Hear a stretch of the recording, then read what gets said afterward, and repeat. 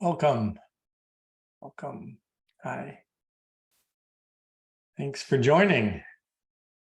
Just give it a minute and then it's going to be a bit of a free form today, where if you're having things in eState that you don't you need help with or any of that, feel free to chime in. Just that's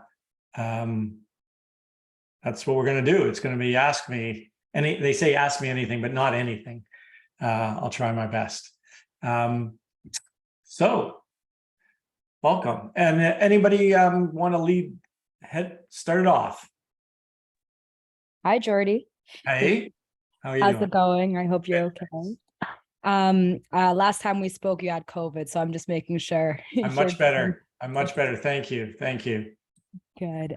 So my question isn't necessarily about the program itself. I just have a quick general question. If you can answer it, great. If you can't, no problem. I was wondering, in the case where the lawyer is a witness and someone else is also a non-lawyer is the second witness, if you don't have somebody who's readily able to commission your affidavits of execution, is it all right for the lawyer to make the other witness a deponent of the affidavit of attestation and then commission that same will that they were a witness to? Yes. So very commonly done, certainly since COVID. It was less common, but since COVID, we're all struggling to find people if we're working from home or whatever. So when you're setting up your template or the document itself for this particular client, select the deponent who's the non-commissioner, and then make yourself, you'd be the other witness of the will, so that's fine. And then you can just have the commissioner yourself, and that will be fine. So you just put your name in here, and it'll generate the affidavit of execution. And the deponent will be Ben, and he'll say in his. Oh, let me just show you. Let's pretend this was Ben Collins as the commissioner too. Okay, so we're going to just generate that, and we will see in a moment. Just as that's going, Yes. Does it matter which name is first on the will witnessing signing for the deponent? Nope. It can right? be, yeah, it can be. Let me just open up the affidavit of execution here. Oh, I got too many things open here. So this would be Ben Collins, being the deponent. So the lawyer, let's say, and oh, sorry, you would want not Ben Collins. You'd want the other person to be the deponent. Right.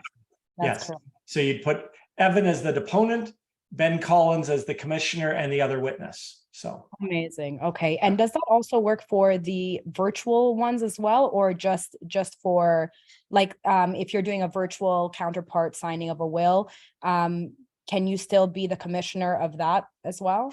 Good question. So the thing is, there has to be evidence that one of the witnesses was the lawyer. And so the rule, I think, is, listen, just because you're named in an affidavit doesn't mean you can't be the commissioner of it, right? We do that all the time, where you say, I was verily, where he told me this, he told that, the lawyer that. And that doesn't mean that the lawyer can't swear that affidavit, as long as the evidence is not from the commissioner, right? Like that's the idea. So in this, as long as there's a statement, in my view, as long as there's a statement that so-and-so, one of the witnesses is a member of the Law Society, then you should be okay. Some people feel differently. Some people say, listen, the lawyer themselves should swear the affidavit that they're a lawyer. And so, but I don't think you'd get rejected. I don't know if, does anybody have any experience with, I've never seen it rejected, and I've done it that way. So I don't know if I mean, for me, that's good enough. If you've done it, I think I can. Yeah, I mean, I don't think it's wrong. I mean, there has to be evidence that one of the witnesses, I mean, you saying, I'm advised and I verily believe that they're a lawyer, and here's their, if you want to put in their Law Society number, put that in too. Okay, great. Thank you so much. I really appreciate that. And does anybody just chime in if anybody's got any comments or about anything I say? or discussion points. I mean, we're happy to have a discussion about that if anybody thinks differently or wants to add their 2 cents in, so feel free to just unmute. So there's a question from Emma here. Can you make a power of attorney for property only usable if the donor is incapable? Sure. Is incapable only for the alternate. Okay. Yeah. So if you're going to do something like that, certainly. So here's the question. Let me just tell people what the question was. So, and it's a good question. Can you make a power of attorney for property that's only usable if the donor is incapable? For the alternate can only use it if the donor is incapable. If it's the primary, they can use it right away. I would not try to put that in one document. So what I would probably do there is I would have 2 powers of attorney. One that appoints only the primary in one, and on the same day, in the same thing, only appoints the alternate. Okay. And it says, you know, if so-and-so can't act, then I'm the attorney, and then make that one conditional on incapacity. And that's probably, and you do see this historically. It's not unusual. It's not completely unusual to see firms who did multiple powers of attorney, one for each of the different attorneys.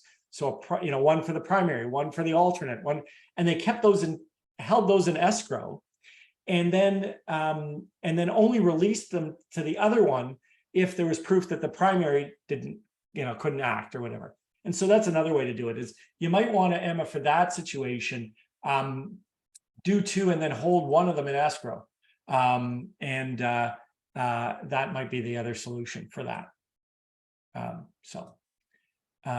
hope, Emma, did you have any questions or about that, or any suggestions? Anybody have any comments about that? I mean, it's possible to put it all in one document and say, I appoint this person, but the power of attorney is effective immediately, but there's a condition on the appointment, which is usually we say, you know, it's actually the document that's conditional. So you could redraft it accordingly. It just might spook financial institutions. I'm always wary if you give them something they're not used to. It's a little bit concerning. So anyway, those are my 2 cents on that. Can a lawyer named as a beneficiary or trustee commission the affidavit of execution? Yeah, I mean, as a trustee, I have no problem. I mean, I don't see why not. Can a lawyer named as a beneficiary or trustee commission the affidavit of execution?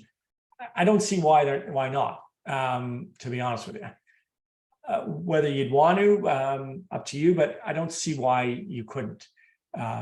I think it's perfectly legitimate. You're in a different role. You're in the role of a notary or a commissioner in this case. So that's that. Okay. What are the major differences between the short will and the general long will? My observation is that there's more detailed administrative provisions for the trustee in the long will. Okay, so what I'm going to do just to show you is let's generate your typical will here. So this is about the differences between the two wills. So let's just generate a short will for this person. And again, you can customize the short will. So this happens to be my short will and what I'm doing in it. Because don't forget, I can choose all different options for what comes out in my short will. I can make my short will much longer. I can make my single will much shorter just by customizing. So that's but I'll show you what, and I'm not even sure this is the default because it may have switched, but I will show you the differences and you can see it. So give me 1 second. There's also a different outline, right? A different order of things. Some of the clauses are simplified versions. Again, those simplified versions are generally available as an option in the full will as well. But let's just open that one. And then let's open that one. Okay, and let's enable. So let's do a compare. So let's do a compare here. I hope you guys know about compare in Word. Great, I think I mentioned it before. Great way to compare different versions of a document. Let me just see here. We've got the single will versus the short will. and it's going to produce, that one's okay. That one's okay. Let's try that. Now let's do the comparison. It caught me. So let's just do that again. I'm going to compare let's do the short will versus the full single will. And this should work. Okay. So I'll just maximize this. So here is in the middle here are the differences. So for example, in the opening paragraph, it includes in the typical single will, any reference to will means this document. In the short will, it doesn't. It includes all these definitions in the longer will in blue that are not in the short will. Okay. It includes that family clause that's not in the single will. It has a shorter definition. For example, has a little bit shorter definition of the vesting clause.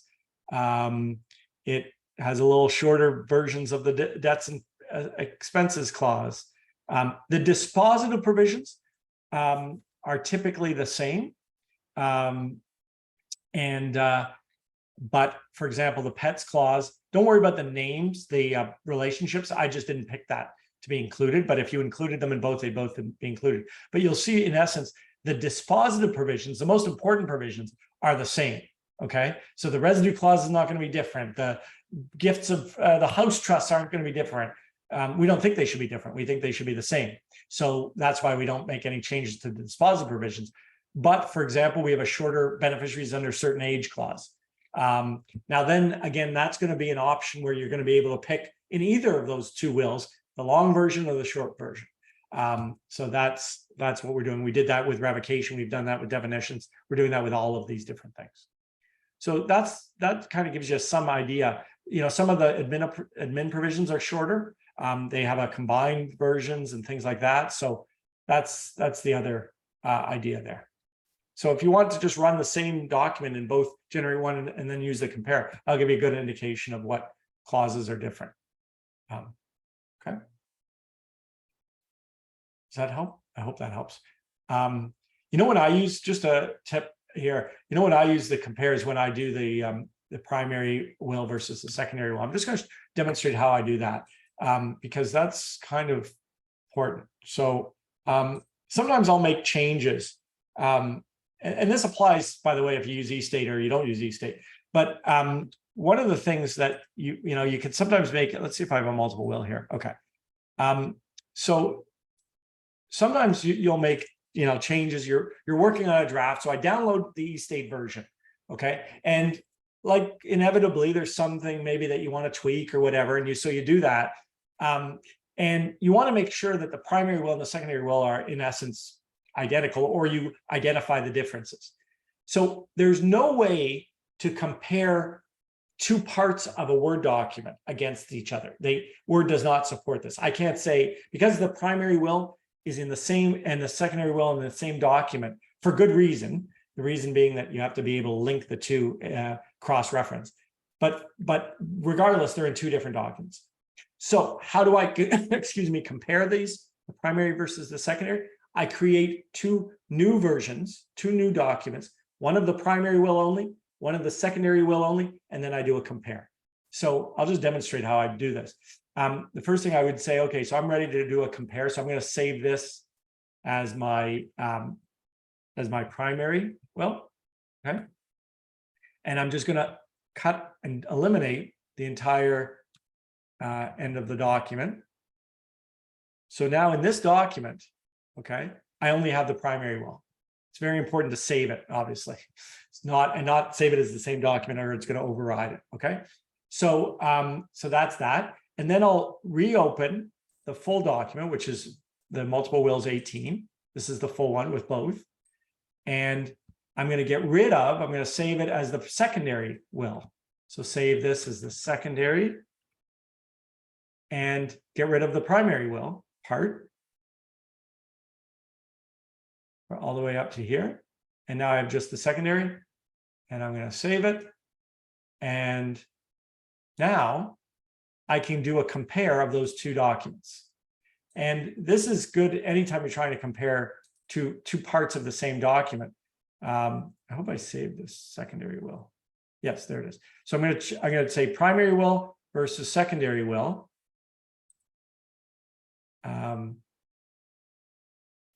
Like that. And now I can see what are the differences between the primary and the secondary will. Well, for one thing, it crossed out, this is my primary will and put in my secondary will. It doesn't include the designation of beneficiaries in both. So you can just make sure that the clauses where the differences that should be there are there. The paragraph references are going to be different if the paragraphs are different. So, but that's just one way to make sure that whatever changes you made in the primary will, if you want them reflected in the secondary will, they're going to be reflected in the secondary will. Okay. Any questions about that? I don't know if anybody uses that, but that's a technique that I use. And until Word comes up with a way to compare two different parts of a document, that's how you do it. Just remember, before you start cutting out the secondary will, save it as primary will only, and because otherwise you're going to overwrite it. So that's a Word issue, but anyway, very useful to make sure. Or where you're comparing, if you're comparing your husband's versus the wife's will, just pull the two wills up, wife, and do a compare. Just make sure they're the same, right? In case if you make changes to one and you want it reflected in the other. So that's that. Jordy, yeah. It's Charlie. Yes. Hey. Yeah, I've got a couple of questions, all with respect to one will that I'm working on. So basically, we've got a single parent, couple of minor children, one who's, 19, 17, 15. I don't see anything for appointing guardians. Is that correct? Or No. is there a spot to appoint guardian? Appointments. There it is. Aha. Thank you. That solves that problem. Okay. No problem. Okay. The second one was we'd like to set up an insurance trust. So I've pulled up the trust document, the trust declaration, and it does refer to an insurance trust, and it names people as the insurance trustee, but it doesn't, or it just says, I make the following declaration, they shall have the attachment, tennis, all the same powers, directions, whatever, but it doesn't appoint anyone. Did I miss something? It appoints, because it'll appoint the executors. So here's what happens. Let me just show you. So we have Marge and then Royal Trust, let's say, okay, as the executors. I create a life insurance declaration, okay? It's going to the spouse first, right? And then if the spouse is not alive, then we have a trust declaration, and Royal Trust is the trustee of the proceeds. And the proceeds are going to be dealt with in the same terms as, now if you're doing multiple wills, you'd probably say is my secondary will. If you're doing just a single will, it would just be my will. So that's how it drafts. Now, what we're creating, by the way, is this idea that you can actually create a different distribution for this insurance, as opposed to just having it as on the same terms as the residue. Okay. So that's a couple of weeks out, because our dev team is just working on that right now, because we know it's been a requested one. But if you want it to just be dealt with on the same terms as the residue, then it should be fine. Okay, so I must have missed something, because when I did the insurance declaration, it didn't name the executors at all. So maybe I did it in the wrong order. But okay, I'll go back. I see. As long as there are executors who aren't the spouse, it should do that. Oh, that are, yeah, okay, all right. Because you're saying if my spouse is not alive, you don't want the spouse to can't be the trustee. So eState automatically, you can see here, it automatically knows to get rid of Marge as the trustee. Gotcha. Okay. So it's right that way. And then the other thing is they do have an RESP. Yes. So is there something, is there a clause that generates RESPs? Yeah. Wording. All you have to do is, here we don't have it. Let me go to a client who has an RESP. So let's go to Bruce. Let's add an RESP. So you would add an RESP as an asset if they had one, or if they were going to have one in the future. And then let's say you wanted to go to the kids. So you would just drag the RESP in, pick children as the class, and it's going to automatically draft that clause. I'll show it to you. Okay, so you pick the 3 kids as a class as opposed to naming them individually? You could do either. You can do anything you want. Okay. Yeah, I just usually say my children because I don't know which, it's a group like it's usually a group RESP for all my kids. And I'll just show you where it is. So right here. Aha. Okay, so it does all that. Okay, so obviously I did something wrong. So I'll go back and regenerate, see what happens. No problem. Go to use the viewer as well, right? You can always see before you generate, and click on the question mark, and you know, we'll be right on it. So just let us know if you're having a problem. We don't want you struggling. Right. Just hit that question mark. Okay, and one last easy one. In relationships, there's in family, there's no provision for nephews or nieces. Is that correct? Right, because we want you to put those in the family tree. So let's say, that's a great question, okay? And people ask us this all the time. We want a better family. We think that it's important to have a better family tree. So we don't let you just pick random people and put them in as family members. So let's say we're talking about nieces and nephews. All I would do is for Patricia is I'd add a sibling. Let's say you don't even have the sibling's name, okay? Just say, just call Sib, 1, okay? It doesn't matter because they're just a placeholder, because what we're talking about is now we're going to add a child to Sib 1 who's the, let's say no, forget the other parent, who's now a niece or nephew. So he'd be John 1, okay? Or whatever the name is, Smith. And when we identified, now eState would know that John is the nephew. Gotcha. Okay. Thank you. And if you ever get to hear it, you're like, well, this family tree looks kind of weird because they're siblings, but they're not connected. What I do, if I've got siblings here, is I just add a parent, okay, to Patricia, and I can call them parent. And now it will join those siblings together, and it creates a better, nicer family tree. Nice. Thank you. Okay, it's pretty easy to do, and it just makes it look a little bit better and just easier and better for the program to know relationships. Because sometimes people call them nieces and nephews. They're not. They're actually grandnieces and nephews, or their spouses' nieces and nephews. So I always want to get that information. All right. Anything else? A couple other questions here. Hang on. If I can get the chat.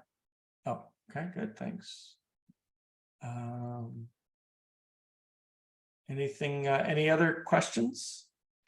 Oh, hi, Jordy. It's Craig. Hey, Craig. Just a quick question. For just on the RESPs, is it possible to appoint a successor subscriber who's not the trustee? Because some trust companies will not take that on. So it's kind of a manual fix as opposed to it is for now.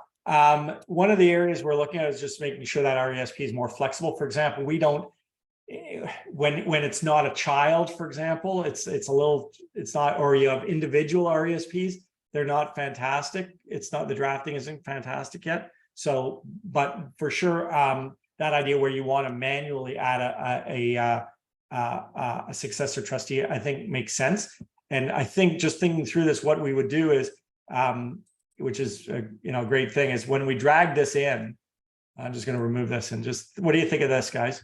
When I drag this in, okay, and it's going to give me the beneficiary class. So let's say I want it to be the children, but then it's also going to give me the successor subscriber. One of the options is my trustees, and another option is like a manual, like you pick someone else. How's that sound? Yeah, that would be perfect, actually. Okay. We're going to mark that down.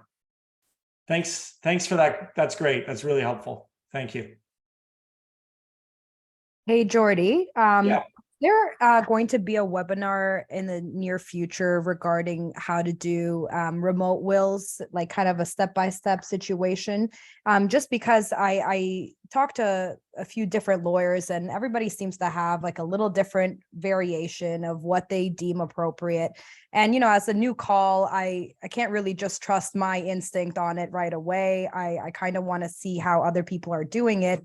And I know I can also get more recommendations into eState if I could recommend it to my friends as something that helped with remote will signing, because my generation seems to really like the remote aspect of things. So I think it's a Yeah. better one. I think we've done, and Michaela would know about this, we've probably done one way back when. So there's probably a video on it about how to do it. Of course, it's got to be counterpart, right? But I don't mind doing one. It might not be a Thursday one, but maybe on another Tuesday one, I'll do that about remote. I'll do affidavits of execution and remote signings. How's that? That would be awesome. Yeah, Okay. that would be great, because Just the will even as a refresher. right, exactly. Thank you. Okay. We'll mark it down. It might be next week, it might be another week, but it'll be soon. Awesome. Thank you. And you can invite your friends to come and watch if they'd like. I will, actually. That's great. Sure. Great. Well, thanks everybody. I hope this was somewhat helpful, but don't hesitate.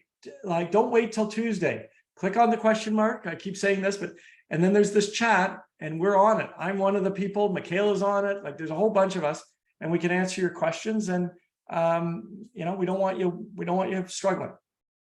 Okay? You can always type in your questions too in here, and we have a lot of support, but just in case you want to talk to somebody live. All right. One quick last question, Jordan. Other people, insurance on other people's lives. Yes. What do you usually do with that? So if I have the insurance policy on my son's life and I want to give it to him or somebody, Just transfer to that person. If that's Just the okay. life insured. Yeah, transfer to the life insured. So it's just an asset, the initial gift that you're handing over. Okay, thank you.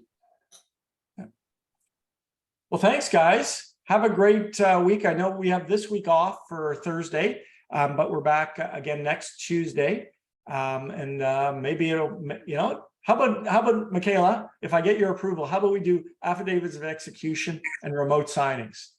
I like it. All right. Okay, there we go. Next week, invite your friends. We'll see ya. Next week, it's Jordy. Thanks, Michaela. remote execution. All right. Thanks, guys. Thank you. Bye. Bye-bye.